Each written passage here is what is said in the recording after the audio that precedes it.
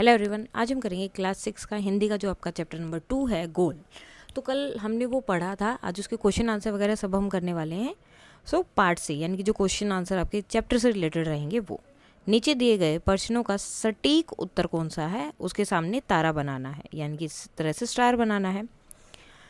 दोस्त, खेल में इतना गुस्सा अच्छा नहीं है। मैंने तो अपना बदला ले ही लिया। अगर तुम मुझे हॉकी नहीं मारते तो शायद मैं तुम्हें 2 ही गोल से हराता। मेजर ध्यानचंद की इस बात से उनके बारे में क्या पता चलता है? तो जब उनके सर पे एक खिलाड़ी ने स्टिक मार दी थी, हॉकी स्टिक, तो तब उसके बाद वो पट्टी बांध के वापस आए थे। देन उन्होंने उनको 6 गोल से हराया था। तब उन्होंने उसको ये बात बोली थी। तो वो क्या थे? वे जानते थे कि खेल को जो है हमेशा खेल की भावना से खेलना चाहिए, सही भावना से खेलना चाहिए। सेकंड है, लोगों ने मेजर ध्यानचंद को हॉकी का जादूगर कहना क्यों शुरू कर दिया था? तो क्यों बोलते थे? क्योंकि वो जो है बहुत विशेष कौशल था, एक जो है आप बोल सकते हैं उनके पास आर्ट थी या स्पेशलिटी थी, वो बहुत अच्छे से जो है हॉकी खेलते थे, इस वजह से उन्हें हॉकी का जादूगर बोलते थे। आप अपने मित्रों के साथ चर्चा कर सकते हैं इस पर कि आपने ये उत्तर ही क्यों चुना। मिलकर जो है इनका मिलान करना है। पाठ में से कुछ शब्द नीचे दिए गए हैं, अपने समूह में इन पर चर्चा कीजिए और इन्हें इनके सही अर्थों या संदर्भों से मिलाइए। लांस नायक, लांस नायक क्या था? एक जो है भारतीय सेना में एक पद यानी कि एक रैंक का नाम है। बर्लिन ओलंपिक, तो वर्ष 1936 में जर्मनी में बर्लिन शहर में आयोजित ओलंपिक खेल प्रतियोगिता हुई थी जिसमें 49 देशों ने भाग लिया था। नेक्स्ट है पंजाब रेजिमेंट। ये क्या था? स्वतंत्रता से पहले यानी कि इंडिपेंडेंस से पहले के टाइम पे जो अंग्रेज थे उनमें भारतीय सेना के एक दल, एक समूह का नाम था स्पेंसर एंड माइनस टीम। तो ये क्या थी? एक टीम थी अंग्रेजों की जो उस समय हॉकी खेलती थी। सूबेदार, सूबेदार क्या होता है? स्वतंत्रता से पहले सूबेदार भारतीय सैनिक अधिकारियों का दूसरा सबसे बड़ा पद था। छावनी, सैनिकों के रहने का एक क्षेत्र, एक जगह। पंक्तियों पर चर्चा करनी है। पाठ में से चुनकर कुछ पंक्तियां नीचे दी गई हैं, इन्हें ध्यान से पढ़िए और इन पर विचार कीजिए। आपको इनका क्या अर्थ समझ में आया? अपने विचार कक्षा में अपने समूह में साझा कीजिए और अपनी लेखन पुस्तिका में भी लिखना है। बुरा काम करने वाले आदमी के साथ बुरा ही होता है। बुरा काम करने वाला आदमी हर समय इस बात से डरता रहता है कि उसके साथ भी बुराई हो जाएगी। इस पंक्ति को हमें एक्सप्लेन करना है। उपरोक्त पंक्ति एक गहन जीवन सत्य को दर्शाती है। यह उस घटना से उपजी है जब एक प्रतिद्वंदी खिलाड़ी ने गुस्से में आकर ध्यानचंद पर हॉकी से वार किया। जब ध्यानचंद ने बदला लेने की बात कही तो वह खिलाड़ी भयभीत हो गया, यानी कि डर गया था। परंतु ध्यानचंद ने अपनी श्रेष्ठ खेल भावना का परिचय देते हुए हिंसा के बदले 6 गोल करके अपनी प्रतिभा का प्रदर्शन किया। इस घटना से न केवल खेल में बल्कि जीवन में भी नैतिक मूल्यों और क्षमाशीलता के महत्व का पता चलता है। यह दर्शाता है कि सच्चा खिलाड़ी वह है जो अपने कौशल से जीतता है, न कि दूसरों को नुकसान पहुंचाकर। ध्यानचंद की यह क्रिया उनकी महानता और खेल के प्रति उनके समर्पण को प्रदर्शित करती है, जो उन्हें हॉकी का जादूगर बनने में सहायक रही। नेक्स्ट है, मेरी तो हमेशा यह कोशिश रहती है कि मैं गेंद को गोल के पास ले जाकर अपने किसी साथी खिलाड़ी को दे दूं ताकि उसे गोल करने का श्रेय मिल जाए।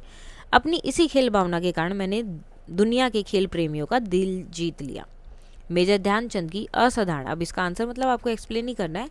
असाधारण खेल भावना और नेतृत्व गुण उनके इस कथन से स्पष्ट झलकते हैं।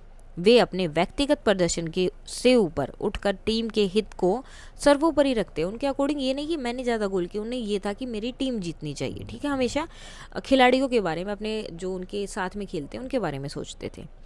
उनकी यह रणनीति थी कि वे गेंद को गोल के निकट ले जाकर अपने साथी खिलाड़ियों को गोल करने का अवसर दें।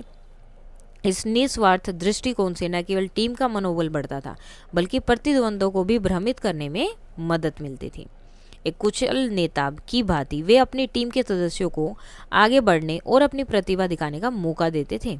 यह रवैया खेल के सच्चे मर्म, टीम की सफलता और खेल के आनंद को प्रतिबिंबित करता है।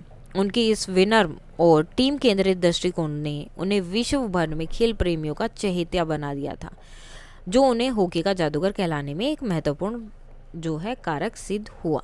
ध्यानचंद का यह व्यवहार न केवल उनके खेल कौशल को बल्कि उनके महान व्यक्तित्व को भी प्रदर्शित करता है, जो आज भी युवा खिलाड़ियों के लिए एक प्रेरणा स्रोत हैं। नेक्स्ट सोच विचार के लिए संस्मरण को एक बार फिर से पढ़िए और निम्नलिखित के बारे में पता लगाइए। 3 क्वेश्चन के आंसर हमें पता करने हैं। उसके बाद कुछ क्वेश्चन थे, ध्यानचंद की सफलता का क्या रहस्य था। सो ध्यानचंद की सफलता का रहस्य था कि उनकी खेल के प्रति सच्ची लगन, साधना और खेल भावना। उन्होंने जब हॉकी खेलना शुरू किया तो वे बिल्कुल नो सीखे थे, यानी कि बिल्कुल नहीं आता, नया नया सीख रहे थे। धीरे धीरे अभ्यास से उन्हें खेल में निखार आता गया और उनको तरक्की भी मिलती रही। हॉकी सीखने के लिए कठिन से कठिन परिस्थितियों में भी वे निरंतर प्रयासरत रहे। 1936 में वे बर्लिन ओलंपिक टीम में कप्तान बने और अपने हॉकी खेलने के ढंग से लोगों को इतना प्रभावित किया कि हॉकी के जादूगर कहलाए। नेक्स्ट है मेजर ध्यानचंद के गुणों के बारे में लिखना है। सफलता के रहस्य उनके अनूठे गुणों और दृष्टिकोणों में निहित है। क्या क्या है? लगन और समर्पण। उन्होंने खेल के प्रति समर्पण दिखाया। निरंतर अभ्यास, वे लगातार अपने कौशल को निखारते रहते थे। टीम भावना, व्यक्तिगत प्रसिद्धि से ऊपर उठकर टीम के हित को प्राथमिकता देते थे। नेतृत्व कौशल, साथी, यहाँ पर साथी आएगा साथी खिलाड़ियों को गोल करने के अवसर देकर टीम का मनोबल बढ़ाते थे। राष्ट्रीय भावना, उनका मानना था कि जीत हार व्यक्तिगत नहीं बल्कि देश के हित की होती है। विनम्रता, उनकी प्रसिद्धि के बावजूद भी वे बहुत विनम्र थे। सकारात्मक दृष्टिकोण, प्रतिकूल परिस्थितियों में भी हमेशा पॉजिटिव, एक तरह से आप बोल सकते, रहते थे। क्षमाशीलता, प्रतिद्वंदियों के साथ भी सद्भाव रखते थे। अब जैसे कि उसने उनको मतलब सर फोड़ दिया था हॉकी स्टिक से, लेकिन फिर भी उन्होंने वैसे बदला नहीं लिया जैसे बाकी लोग करते। नैतिक मूल्य, खेलों में नैतिकता और खेल भावना का महत्व देते थे।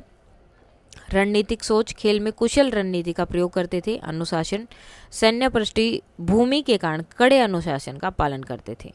प्रेरणादायक व्यक्तित्व, उनके व्यवहार से दूसरों को भी प्रेरणा मिलती थी। इन गुणों के समन्वय ने ध्यानचंद को न केवल एक महान खिलाड़ी बल्कि हॉकी का जादूगर बना दिया। किन बातों से ऐसा लगता है कि ध्यानचंद समय से पहले दूसरों को रखते थे। ध्यानचंद के बहुत सारी चीज़ें हैं जिनके हमें लगता है या पता चला, जैसे टीम के लिए गोल, तो वो उन्होंने बोला कि मेरी तो हमेशा यह कोशिश रहती थी कि मैं गेंद को गोल के पास ले जाकर अपने किसी साथी खिलाड़ी को दे दूं ताकि उसे गोल करने का श्रेय मिल जाए। राष्ट्रीय भावना, खेलते समय मैं हमेशा इस बात का ध्यान रखता हूं कि हार या जीत मेरी नहीं बल्कि पूरे देश की हो। समाशीलता, जब एक खिलाड़ी ने उन्हें चोट पहुंचाई तो उन्होंने बदले में चोट नहीं पहुंचाई बल्कि खेल से जवाब दिया। साथी खिलाड़ियों का मनोबल, वे अपने साथी खिलाड़ियों को गोल करने का मौका देकर उनका मनोबल बढ़ाते थे।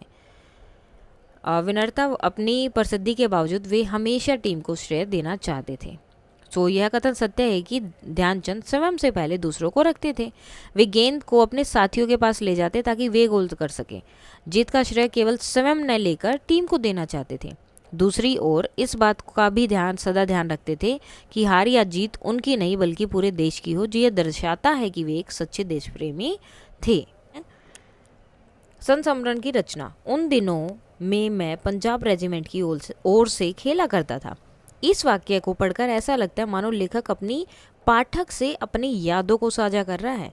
ध्यान देंगे तो इस पाठ में ऐसी और भी अनेक विशेषताएं आपको देखने को मिलेगी, इसलिए उसको फिर से आपको पढ़ना है और अपने अपने समूह में मिलकर जो भी इससे रिलेटेड विशेषताएं आपको पता चलेंगी वो लिखनी है। क्या क्या विशेषताएं हैं, तो कुछ हैं, मैं यहाँ पर से पढ़ रही हूँ।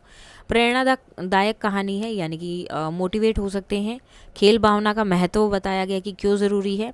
व्यक्तिगत अनुभव है उनके उसमें, क्योंकि उनका संस्मरण है वो। सरल भाषा है, बिल्कुल नॉर्मल सी लैंग्वेज है, सबको समझ सकते हैं।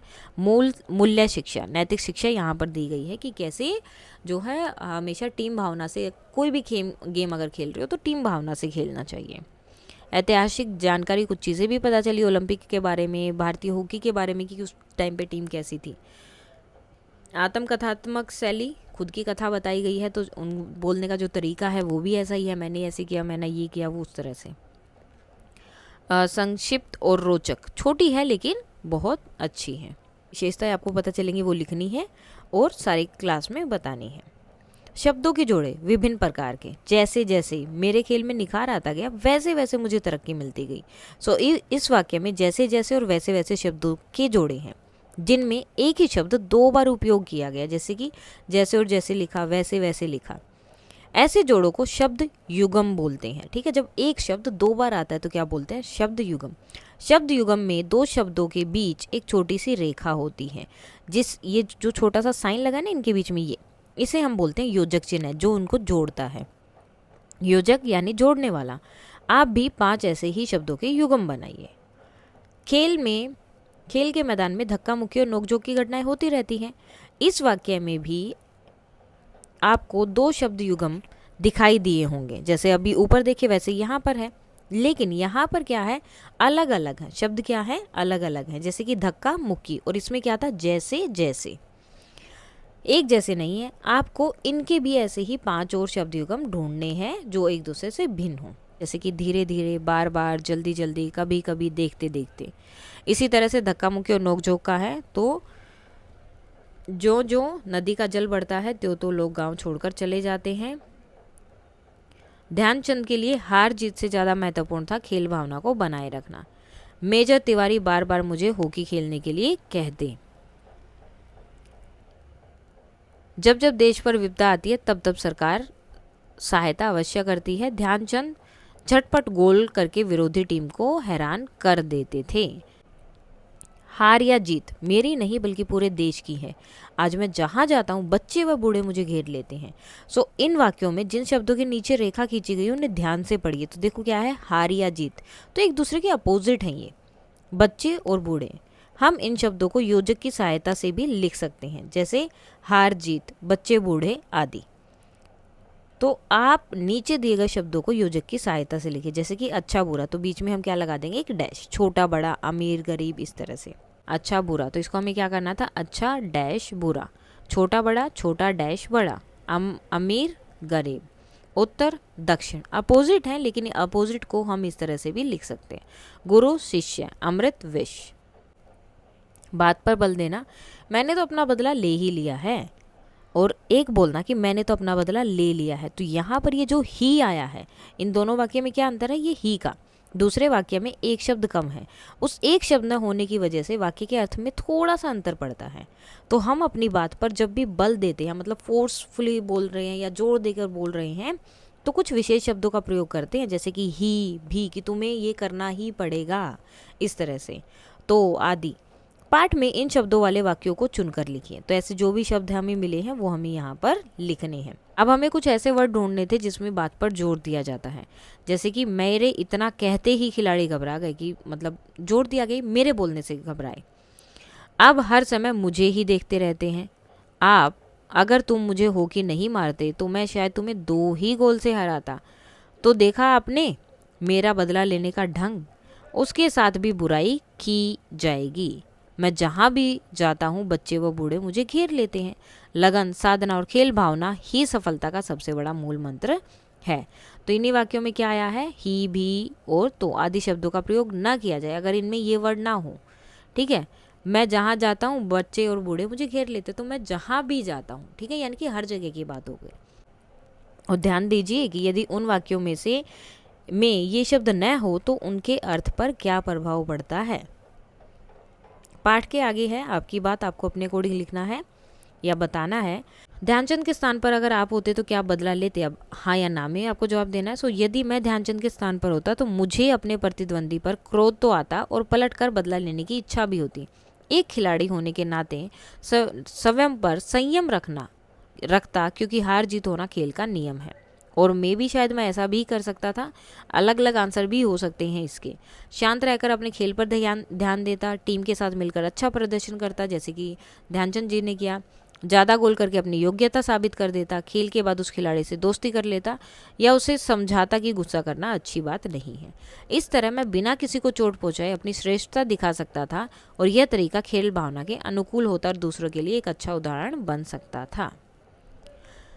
अब जो है आपको कौन कौन से खिलाड़ी पसंद है सबसे अच्छा आपको बताना है। मुझे फुटबॉल, एथलेटिक और भाला फेंक बहुत पसंद है, जैसे कि सुनील छेत्री, हिमा दास और नीरज चोपड़ा। अब आपको उसमें से कौन से सही लगते हैं उस खिलाड़ी के बारे में लिखना है। जैसे कि सुनील छेत्री, वे भारतीय फुटबॉल टीम के कप्तान हैं उन्होंने कड़ी मेहनत से अंतर्राष्ट्रीय स्तर पर जो है अपना नाम कमाया और वे युवा खिलाड़ियों के लिए प्रेरणा है। हिमा दास वे 400 मीटर दौड़ की चैंपियन है। उन्होंने छोटी सी उम्र में कई पदक जीते हैं और वे असम से आकर पूरे देश का नाम रोशन कर रही हैं। नीरज चोपड़ा, उन्होंने 2020 के ओलंपिक में, टोक्यो ओलंपिक में स्वर्ण पदक जीता, जो एथलेटिक्स में भारत का पहला ओलंपिक स्वर्ण पदक है। वे दिखाते हैं कि कड़ी मेहनत और समर्पण से कोई भी अपने लक्ष्य को पा सकता है। उन्होंने भारत को एथलेटिक से नई पहचान दिलाई। वे युवाओं को खेलों में आगे बढ़ाने के लिए प्रेरित करते। मुझे ये खिलाड़ी इसलिए पसंद है क्योंकि वे अपने लक्ष्य के लिए कड़ी मेहनत करते हैं और देश का नाम ऊंचा करते हैं। वे हमें सिखाते हैं कि अगर हम अपने सपनों के लिए मेहनत करेंगे तो हम भी सफल हो सकते हैं। समाचार पत्र से, क्या आप समाचार पत्र पढ़ते हैं? समाचार पत्रों में प्रतिदिन खेल के समाचारों का एक पृष्ठ प्रकाशित होता है जिसमें खेल समाचार होते हैं, न्यूज़ होती है सारी। अपने घर या पुस्तकालय में पिछले सप्ताह के समाचार पत्रों को देखिए, अपनी पसंद का एक खेल समाचार अपनी लेखनी पुस्तिका में लिखिए। तो देखो, अब ये भी सबका अलग अलग हो सकता है। कोई भी आप न्यूज़पेपर लेंगे और उसमें कोई भी एक न्यूज़ जो है आपको लिखनी है। मान लीजिए आप एक खेल संवाददाता हैं और किसी खेल का आंखों देखा प्रसारण कर रहे हैं। अपने समूह के साथ मिलकर कक्षा में उस खेल का आंखों देखा हाल प्रस्तुत कीजिए। जैसे कि आप ये बोल सकते हैं, यहाँ पर संकेत में दिया है, इस कार्य में आप आकाशवाणी या दूरदर्शन पर प्रसारित होने वाले खेल प्रसारणों की कमेंट्री की शैली का उपयोग कर सकते हैं। बारी बारी से प्रत्येक समूह कक्षा के सामने डेस्क या कुर्सियों पर बैठा जाएगा और 5 मिनट के लिए किसी खेल के सजीव प्रसारण की कमेंट्री का अभिनय करेगा। तो जैसे क्रिकेट का होता है तो आपने देखा होगा ना, हमेशा वहाँ कुछ लोग बोलते रहते कि अब ये हो गया, इसने जो है बॉल डाली है या विकेट चला गया है और ये बॉल गई स्टेडियम के बाहर तो एक छक्का है। सो इसी तरह से जो है आपको यहाँ पर कोई भी एक किसी भी एक गेम के बारे में इसी तरह से कमेंट्री करनी है जैसे आप क्रिकेट के या बाकी के मैचेस में देखते हैं। डायरी, कुछ लोग प्रतिदिन थोड़ी थोड़ी बातें किसी स्थान पर लिख देते हैं, जो वे सोचते हैं या जो उनके साथ उस दिन हुआ हो या फिर जो उन्होंने देखा हो, उसे ईमानदारी से लिख देते या टाइप कर देते। इसे डायरी लिखना कहते हैं, यानी कि अपनी बातें जो आप बिना मतलब जैसी हैं वैसी की वैसी उसमें लिख रहे हैं। क्या आप भी अपनी मन की बातों और विचारों को लिखना चाहते हैं? यदि हाँ, तो आज से ही प्रारंभ कर सकते हैं। तो ये लिखने के लिए किस तरह से डायरी लिखी जाती है, आप जहाँ लिखेंगे वह माध्यम चुन लीजिए। आप किसी लेखन पुस्तिका में या ऑनलाइन मंचों पर कहीं भी लिख सकते हैं। आप प्रतिदिन कुछ दिनों में एक बार या जब कुछ लिखने का मन ना हो, लिखने का मन करे तब लिख सकते हैं। मतलब जब भी आपका मन करे कुछ लिखना है या किसी दिन कुछ ऐसा स्पेशल है जो आपका मन कर रहा है कि ये मुझे लिखना चाहिए, मुझे याद रखना है, तो वो लिख सकते हैं। शब्दों या वाक्यों की कोई सीमा नहीं है, चाहे 2 वाक्य हो या 2 पृष्ठ, जितना आप चाहे उतना लिख सकते हैं। आप जो मन में आए उससे उचित और शालीन शब्दों में लिख सकते हैं। ठीक है, अच्छे वर्ड्स का यूज़ करना है, बहुत मतलब जो पढ़ने में भी थोड़े अच्छे लगे, तो उस तरह के वर्ड से आप जो भी चाहे वो वहाँ पर लिख सकते हैं। अब एक पहेली है, यहाँ एक रोचक पहेली दी गई है। इसमें आपको 3 खिलाड़ी दिखाई दे रहे हैं, आपको पता लगाना है कौन से खिलाड़ी द्वारा गोल किया जा रहा है। तो यहाँ पे देखो ये 3 है, आपको बताना है कि गोल जो है कौन सा खिलाड़ी कर रहा है। तो जैसे कि हम इससे अगर लेकर जाएं तो ये कहाँ पर जाएंगी इस तरह से, तो ये तो वापस ही यहीं आ रहे हैं, तो इनका तो गोल नहीं हो रहा है। नेक्स्ट सेकंड वाले का देखते हैं, तो इनका भी गोल नहीं है। वैसे दूसरा रास्ता इनका ये भी है, तो इसका भी गोल नहीं होगा। तीसरे देखो जो लास्ट में है, इसी का गोल होगा क्योंकि इसी का सीधा जा रहा है। तो किसका गोल हो रहा है? इसका। झरोखे से, आपने भारत के राष्ट्रीय खेल हॉकी के बारे में बहुत कुछ बात की होगी। अब हम हॉकी जैसे ही अनोखे खेलों के बारे में पढ़ेंगे जिसे आप जैसे लाखों बच्चे गली मोहल्ले में खेलते हैं, जिसे बोलते हैं डांडी या गोथा। अब ये क्या होता है? यह भील भिलाला बच्चों का खेल है। डांडी और गोथा शब्द का अर्थ एक ही है, खेलने की हाथ लकड़ी। देखा जाए तो यह खेल काफ़ी कुछ हमारे राष्ट्रीय खेल जैसा ही होता है। अंतर बस इतना है कि हॉकी में गोल करने के लिए गोल पोस्ट होती है, जबकि इस खेल में ऐसा कोई निर्धारण नहीं है। दूसरा अंतर है कि भील भिलाला बच्चों की यह गेंद हॉकी की अपेक्षा एकदम साधारण होती है या बांस की बनी होती है। देखो हॉकी जैसा ही लग रहा है, इनके पास स्टिक भी है और बॉल भी है, लेकिन बॉल और गोल पोस्ट वगैरह यहाँ पर नहीं है। बांस के गुट्ठे की गेंद जिसे दुईत कहते हैं। गोथा यानी कि अंग्रेजी के एल ठीक है, देखो ये एल अक्षर की तरह है ना, ऐसी वाली क्या होती है, इनके पास स्टिक होती है, की तरह मुड़ी हुई बांस की डंडियाँ। राख से खेलने के मैदान में सीमांकन करना और घेरे के भीतर एक छोटा सा वृत्त बना लेना। कैसे खेलना होता है, मतलब ये गेम है कैसे खेल सकते हैं। वैसे तो चाहे इसमें जितने खिलाड़ी हों खेल सकते हैं, मगर दोनों दलों में कम से कम 2-2 खिलाड़ी हों। टॉस करना है, जो जीतेगा वो गेम शुरू करेगा। गेंद को छोटे घेरे में से, जो मतलब एक छोटा जो है सर्कल बना दिया या वृत्त में रखना है। हमला करने वाले दल के खिलाड़ी खेल प्रारंभ करते हैं और बॉल को पीटते हुए बचाव दल के दायरे में दूर तक ले जाते हैं। दोनों दलों में एक एक खिलाड़ी अपनी अपनी तरफ की डी में खड़े रहते हैं और वे प्रयास करते हैं कि गेंद रेखा पार ना करे। खिलाड़ी डांडी या गोथा की दोनों ओर से खेल सकते हैं, जबकि ऐसी सुविधा हॉकी में के खेल में नहीं होती, मतलब कहीं से भी आप खेल सकते हैं इसको। बाकी सारा खेल हॉकी के समान ही होता है। प्रश्न उठता है कि इस खेल में गोल पोस्ट नहीं है, यानी गोल करने का मामला नहीं बनता, तो हार जीत का निर्णय कैसे किया जाता है। सो उत्तर यह है कि जो दल गेंद को अधिक से अधिक बार विरोधी के पाले में ढकेलता है वही बलवान है और वही क्या होता है, विजयी। जैसे कि ये हो गया दूसरी टीम, ये जो उधर बच्चा खड़ा है, तो ये जो है अगर इसको उनके पाले में ले जाएंगे तो ये जीत जाएंगे। तो इस तरह से चलता है, ये और ये दोनों अलग अलग टीम के हैं और बीच में ये सर्कल बना है, इसके अंदर इनकी बॉल रखी है। अब जो भी इस बॉल को, अगर फॉर एग्जाम्पल ये इसकी टीम का है, अगर ये इस बॉल को इस तरफ ले आए इस पाले में तो ये जीत जाएगा, और ये अगर उस तरफ ले गया तो वो जीत जाएगा। तो इस तरह से ही चलता है। खेल के 2 विशेष नियम है। पहला, गेंद को शरीर के किसी भी अंग से नहीं छूना है, ना रोकना है। दूसरा, गेंद को हवाई शॉट नहीं मारना है और ना उसे हवा में शॉट खेल कर साथ ही खिलाड़ी को पास देना है। बाकी लकड़ी से आप गेंद को रोक सकते हैं, हिट कर सकते हैं। आगे जैसा कि बता चुके हैं, जो दल बीच की रेखा को पार करके विरोधी दल के क्षेत्र में अधिक से अधिक दबाव या प्रेशर बनाए रखता है, प्रवेश बनाए रखता है, वह विजयी होता है। और यह खेल होली का त्यौहार आने के कुछ दिन पहले से खेला जाता है। अंत के दिन, जिस दिन होलिका जलाई जाती है, उस दिन ये दुईती और गोथे आग में डाल दिए जाते हैं। साझी समझ, आपने इस खेल के नियम पढ़कर अच्छी तरह समझ लिए तो आप अपने जो है उनके साथ खेल सकते हैं, फ्रेंड्स के साथ अगर खेलना है तो। खोजबीन के लिए अगर आपको कुछ करना है तो जो नीचे ध्यानचंद जी के विषय में कुछ सामग्री हैं जो फिल्में थी, मूवीज़ वगैरह, इंटरव्यू लिए गए हैं, तो वो आप देख सकते हैं।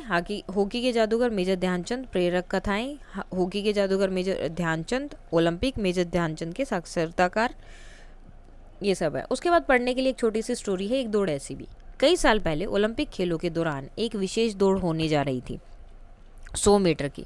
इस दौड़ में एक आश्चर्यजनक घटना हुई। 9 प्रतिभागी आरंभिक रेखा पर तैयार खड़े थे, मतलब जो पार्टिसिपेट थे वो वहाँ पे थे सबके सब। उन सभी को कोई ना कोई शारीरिक विकलांगता थी, यानी कि वो क्या थे, हैंडीकैप थे। सीटी बजी, सभी दौड़ पड़े। बहुत तीव्र तो नहीं, पर उनमें जितनी की होड़ अवश्य तेज थी। सभी जीतने की उत्सुकता के साथ आगे बढ़े, सभी, बस एक छोटे से लड़के को छोड़कर। तभी छोटा लड़का ठोकर खाकर लड़खड़ाया, गिरा और रो पड़ा। उसकी पुकार सुनकर बाकी प्रतिभागी दौड़ना छोड़कर देखने लगे कि क्या हुआ। फिर एक एक करके वे सब उस बच्चे की सहायता के लिए उसके पास आने लगे।